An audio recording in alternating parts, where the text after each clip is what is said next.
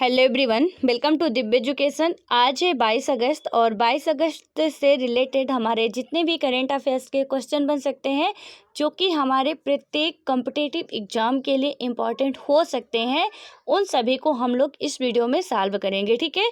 यदि हम बात करते हैं कल के अभ्यास प्रश्न की, तो यहाँ पे पूछा गया था इजराइल और संयुक्त अरब अमीरात यानी कि बात करें तो यूएई के बीच पूर्ण राजनयिक संबंध स्थापित करने के लिए हाल ही में सहमति बनी है। इस संदर्भ में निम्न कथनों पर विचार करना। ठीक है। तो यहाँ पे हमारा पहला कथन था इजराइल और यूएई के बीच इस सहमति बैठक में ईरान और फिलिस्तीनी ने मतलब कि फिलिस्तीन के प्रतिनिधि भी मौजूद थे। उसके बाद हमारा दूसरा स्टेटमेंट था कि यूएई इजराइल के साथ राजनयिक संबंध स्थापित करने वाला पहला खाड़ी देश है। और तीसरा स्टेटमेंट हमारा यहाँ पे था मिस्र जार्डन यानी कि मिस्र और जार्डन का इजराइल के साथ राजनयिक संबंध है। ठीक है।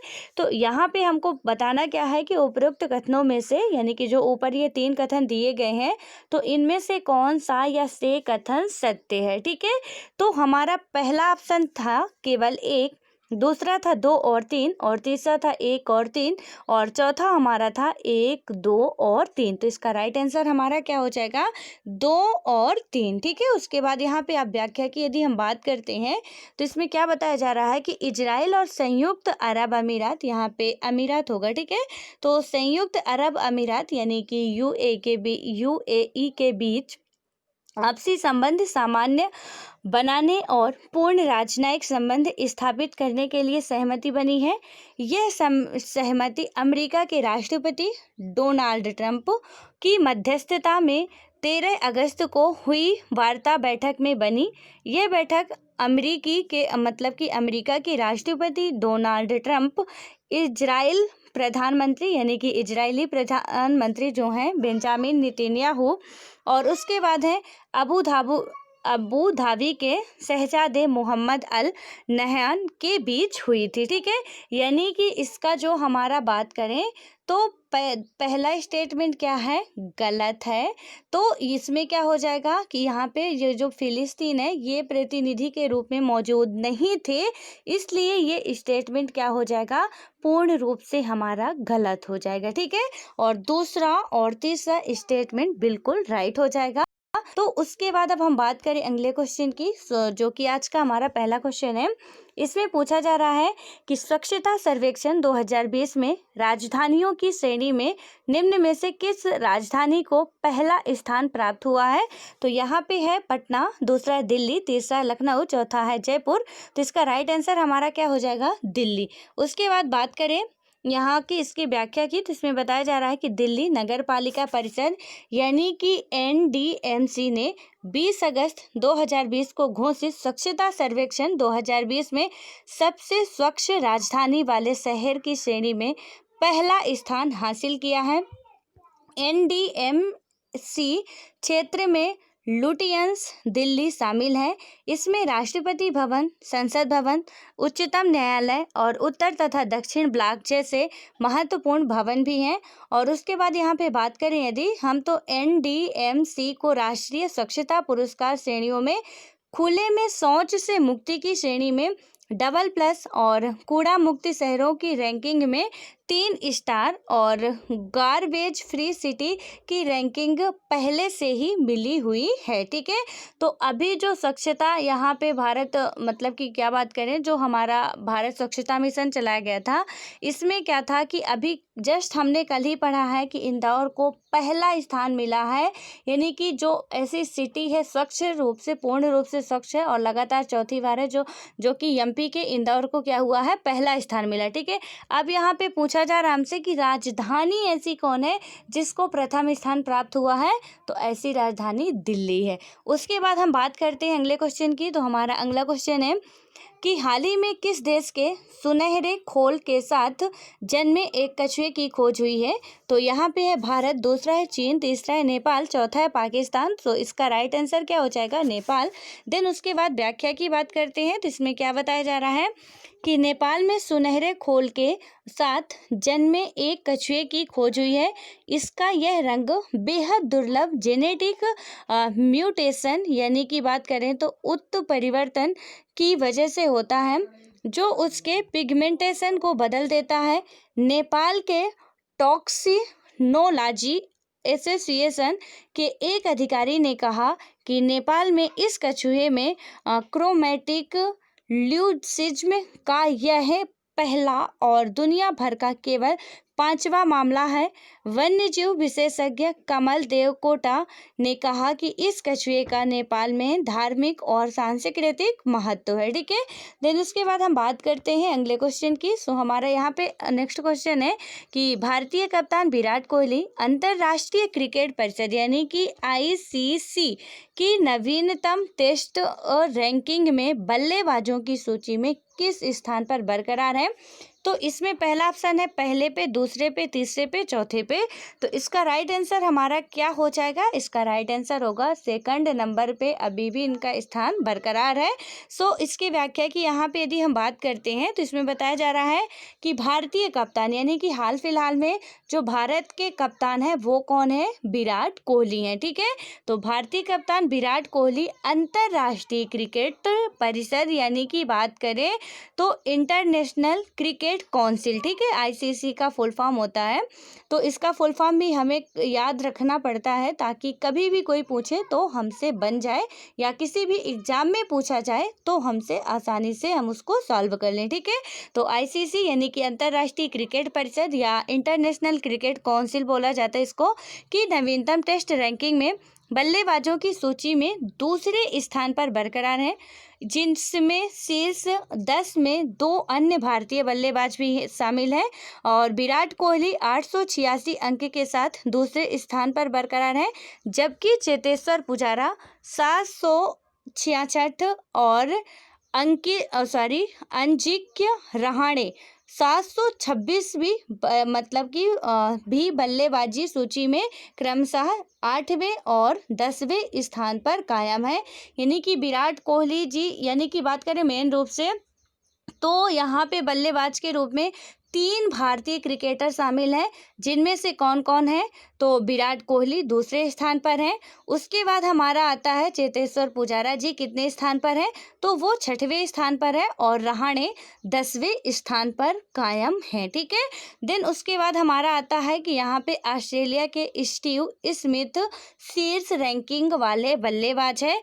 तो ये भी हमारे लिए बहुत इंपॉर्टेंट टॉपिक बन जाता है कि पहले स्थान पर कौन है और किस देश के हैं? सो ऑस्ट्रेलिया के हैं। और कौन है?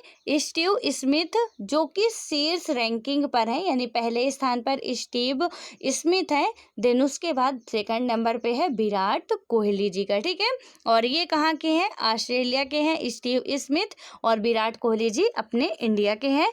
देन उसके बाद हम बात करें अगले क्वेश्चन की, तो यहाँ पे हमारा अगला क्वेश्चन है, हाल ही में किस देश के राष्ट्रपति इब्राहिम बाउबकर कीता ने अपने पद से इस्तीफा दे दिया है? सो यहाँ पे पहला कांगो, दूसरा घाना, तीसरा है केन्या, चौथा है माली। तो इसका राइट आंसर क्या हो जाएगा? माली। देन उसके बाद यहाँ पे व्याख्या की बात करें यदि, तो बताया जा रहा है कि पश्चिम अफ्रीकी देश माली के राष्ट्रपति इब्राहिम बाउबकर कीता ने अपने पद से 18 अगस्त 2020 को देर रात इस्तीफा दे दिया। देश में एक अप्रत्याशित घटनाक्रम में विद्रोही सैनिकों ने राष्ट्रपति आवास का घेराव किया और हवा में गोलीबारी करते हुए उन्हें बंधक बना लिया था। बता दें कि राष्ट्रपति कीता के खिलाफ भ्रष्टाचार और खराब सुरक्षा व्यवस्था के आरोप को लेकर जून से ही देश भर में प्रदर्शन जारी है और इस्तीफे की मांग की जा रही है। ठीक है, तो उन्होंने हाल फिलहाल में इस्तीफा दे दिया है और वो किस देश के हैं? तो माली के हैं। और राष्ट्रपति का नाम क्या है जिन्होंने इस्तीफा दिया है? इब्राहिम उबाउकर की था, ठीक है। और एक बात और इम्पॉर्टेंट हो जाती है हमारे लिए कि माली कहाँ सिचुएटेड है, जो माली देश है वो किस महाद्वीप में है और कहाँ पे है, ये क्या है, अफ्रीका महाद्वीप में है और पश्चिमी अफ्रीका देश है, ठीक है। तो अफ्रीका के पश्चिम में ये स्थित है। तो कभी कभी इनसे भी क्वेश्चन पूछ लिए जाते हैं, तो ये टॉपिक भी हमको आने चाहिए। उसके बाद हम बात करते हैं अगले क्वेश्चन की। तो यहाँ पे हमारा अगला क्वेश्चन है, सरदार पटेल राष्ट्रीय एकता पुरस्कार के लिए ऑनलाइन नामांकन प्रक्रिया को बढ़ाकर मतलब कि अब कब तक कर दिया गया है। तो इसमें से पहला है 25 अक्टूबर 2020, दूसरा है हमारा 31 अक्टूबर 2020 और चौथा है हमारा 31 दिसंबर 2020 और तीसरा है 31 दिसंबर 2020 और चौथा है हमारा 30 नवंबर 2020। सो इसका राइट आंसर हो जाएगा 31 अक्टूबर 2020। देन उसके बाद व्याख्या की बात करें तो इसमें क्या बताया जा रहा है कि सरदार पटेल राष्ट्रीय एकता पुरस्कार के लिए ऑनलाइन नामांकन प्रक्रिया को बढ़ाकर 31 अक्टूबर 2020 तक कर दिया गया है। यह भारत की एकता और अखंडता में योगदान के क्षेत्र में दिया जाने वाला सर्वोच्च नागरिक पुरस्कार है। तो ये जो सरदार पटेल राष्ट्रीय एकता पुरस्कार दिया जाता है वो किस लिए दिया जाता है कि भारत की एकता और अखंडता में योगदान के क्षेत्र में दिया जाता है, ठीक है। और ये सर्वोच्च नागरिक पुरस्कार होता है। भारत सरकार ने इस पुरस्कार को सरदार वल्लभ भाई पटेल के नाम पर शुरू किया है। यह पुरस्कार राष्ट्रीय एकता और अखंडता को बढ़ावा देने हेतु और एक मजबूत तथा अखंड भारत के मूल्यों को मजबूती प्रदान करने के लिए उल्लेखनीय और प्रेरणादायक योगदान की पहचान करता है, ठीक है। तो यहाँ पे लौह पुरुष हमारे सरदार वल्लभ भाई पटेल जी का नाम आया है। सो आपके लिए एक क्वेश्चन है कि अभी कुछ समय पहले ही यानी कि करेंट ही है, दैट मीन्स कि 1 ईयर पहले ही बात करें तो 1 से 1.5 ईयर आप बोल सकते हैं, ठीक है। तो 1/2 या 1 ईयर, ठीक। तो इसमें से मतलब इसी टाइम के बीच में है एक मूर्ति का स्थापना की गई है। तो क्या कहाँ पे की गई है ये आपको बताना है, ठीक है। यानी सरदार पटेल जी की है, उसकी थोड़ा लंबाई बताना आपको, क्योंकि वो अभी तक मानी जा रही है कि विश्व की सबसे ऊंची जो यहाँ पे मूर्ति बनाई गई है वो है। तो आपको बताना है कि इसकी लंबाई कितनी है और ये किस प्लेस पे अभी सिचुएटेड है, ठीक है। तो ये आप लोगों के लिए क्वेश्चन है और बेहद इंपॉर्टेंट क्वेश्चन है। और जब से वो वहाँ पे उसका शिलान्यास हुआ है तो आप समझ लो कि किसी ना किसी एग्जाम में उनसे रिलेटेड क्वेश्चन आने ही आने हैं। तो इसलिए आपका वो टॉपिक भी कंप्लीट होना चाहिए। सो प्लीज़ आप लोग ट्राई ज़रूर करिएगा। उसके बाद हम बात करते हैं अगले क्वेश्चन की। तो इसमें हमारा अगला क्वेश्चन है, centre for monitoring Indian economy यानी कि CMIE के मुताबिक कोरोना संकट की वजह से लगभग कितने लोग नौकरियां गंवा चुके हैं। तो इसमें है पहला है 1.9 करोड़ रुपए, देन उसके बाद है हमारा सेकंड 3 करोड़ और थर्ड है 5 करोड़, देन फोर्थ है हमारा 7 करोड़। तो इसका राइट आंसर हमारा क्या हो जाएगा 1.9 करोड़, ठीक है। उसके बाद बात करें यहाँ पे हम इसके व्याख्या की। तो इसमें क्या बताया जा रहा है कि centre for monitoring Indian economy यानी कि CMIE, तो इसका फुल फॉर्म क्या हुआ CMIE। तो यहाँ पे होगा centre for monitoring Indian economy के मुताबिक क्या हुआ कि कोरोना संकट की वजह से लगभग 1.9 करोड़ लोग क्या हुए हैं, नौकरियां गंवा चुके हैं। सिर्फ जुलाई महीने में ही 50 लाख लोग बेरोजगार हुए हैं। हालांकि कर्मचारी भविष्य निधि संगठन यानी कि बात करें यदि हम तो EPFO के अनुसार जून महीने में 4.98 लाख लोग औपचारिक कार्यबल से जुड़े हैं। CMIE का कहना है कि अनौपचारिक क्षेत्र में नौकरियां अब लौट रही हैं, यानी लोगों को मिलने लगी हैं क्योंकि धीरे धीरे इकोनॉमी खुल रही है, ठीक है। उसके बाद हम बात करते हैं अगले क्वेश्चन की। तो हमारा अगला क्वेश्चन है, DVS बैंक इंडिया लिमिटेड ने किसको राष्ट्रीय वितरण एक के MD और प्रमुख के रूप में नियुक्त किया है। तो यहाँ पे पहला है राहुल सचदेवा, दूसरा है हमारा अमित त्यागी, तीसरा हमारा प्रशांत जोशी और चौथा है हमारा मोहन झा। तो सबसे पहले तो आप लोगों के लिए क्वेश्चन ये है, क्योंकि हम जब से सॉल्व कर रहे हैं यानी करंट अफेयर का जो भी हमारा सेशन चल रहा है उसमें डेली कहीं ना कहीं हमको एक नाम जरूर देखने को मिलता है, ठीक है। और आई होप कि आप सभी को रट गया होगा और वो है राहुल सचदेवा जी का। तो यहाँ पे हमने इनके बारे में भी हालांकि सॉल्व किया है। तो आप लोगों के लिए ये एक और क्वेश्चन है कि राहुल सचदेवा जी अभी हाल फिलहाल में किस डिपार्टमेंट में या किस पद में हैं, ठीक है। तो ये किसी पद में हैं और इसको हम लोग सॉल्व भी कर चुके हैं। आप गूगल पे भी सर्च करोगे तो मिल जाएगा, तो वहाँ पे ट्राई करिएगा। नहीं मिलेगा तो इसका राइट आंसर तो आपको नेक्स्ट डे मिल ही जाएगा। सो इसमें क्या होगा, राहुल सचदेवा जी के बारे में आप लोगों को ज़रूर बताना है, क्योंकि ये नाम हम लोगों के लिए तो बहुत फेमस हो चुका है, क्योंकि काफ़ी बार इस नाम को हम लोग पढ़ चुके हैं, ठीक है। तो अब आते हैं यहाँ पे हम इसके राइट आंसर की बात करते हैं। तो इसका राइट आंसर हमारा है प्रशांत जोशी। उसके बाद बात करें यहाँ पे व्याख्या की, तो क्या बताया गया है कि डीबीएस बैंक इंडिया लिमिटेड ने प्रशांत जोशी को प्रबंधक निदेशक यानी कि एमडी और राष्ट्रीय वितरण प्रमुख के रूप में नियुक्त किया है। वह डीबीएस बैंक इंडिया लिमिटेड के प्रबंधक निदेशक और सीईओ सुरजीत सोम की रिपोर्ट करेंगे, ठीक है। देन उसके बाद हम बात करें अगले क्वेश्चन की। सो हमारा अगला क्वेश्चन है, भारत और किस देश ने हाल ही में अपने रणनीतिक द्विपक्षीय संबंधों को नई मजबूती देने हेतु एक सांस्कृतिक समझौते पर हस्ताक्षर किया है। तो यहाँ पे है इजराइल, चीन, पाकिस्तान या बांग्लादेश। तो इसका राइट आंसर हमारा क्या हो जाएगा, इजराइल। उसके बाद इसकी व्याख्या की बात करते हैं। तो इसमें क्या बताया जा रहा है कि भारत और इजराइल के अपने रणनीतिक द्विपक्षीय संबंधों को नई मजबूती देने के लिए एक सांस्कृतिक समझौते पर हस्ताक्षर किए गए हैं। इससे क्या होता है कि दोनों देशों के बीच साहित्य, शिक्षा, सिनेमा आदि के क्षेत्र में सहयोग के नए दरवाजे खुलेंगे। इस 3 वर्षीय कार्यक्रम का मूल उद्देश्य जो है वो क्या है कि दोनों देशों के लोगों के बीच सहयोग और आदान प्रदान को बढ़ावा देना है, ठीक है। जो इसका मेन एम्स है वो क्या है कि लोगों के बीच सहयोग एवं आदान प्रदान को बढ़ावा देना है। उसके बाद आता है हमारा अगला क्वेश्चन। तो अगला क्वेश्चन है, भारतीय अक्षय ऊर्जा दिवस निम्न में से किस दिन मनाया जाता है। तो यहाँ पे पहला है 20 अगस्त, दूसरा है 11 मार्च और तीसरा है हमारा 10 जून और चौथा हमारा 15 मार्च। तो इसका राइट आंसर हमारा हो जाएगा 20 अगस्त। देन उसके बाद व्याख्या की बात करें तो यहाँ पे बताया जा रहा है कि हर साल क्या होता है कि 20 अगस्त को भारतीय अक्षय ऊर्जा दिवस मनाया जाता है। या की बात करें तो अक्षय ऊर्जा दिवस मनाया जाता है। यह दिन भारत के अक्षय ऊर्जा संसाधनों के महत्व को चिन्हित करने के लिए मनाया जाता है, ठीक है।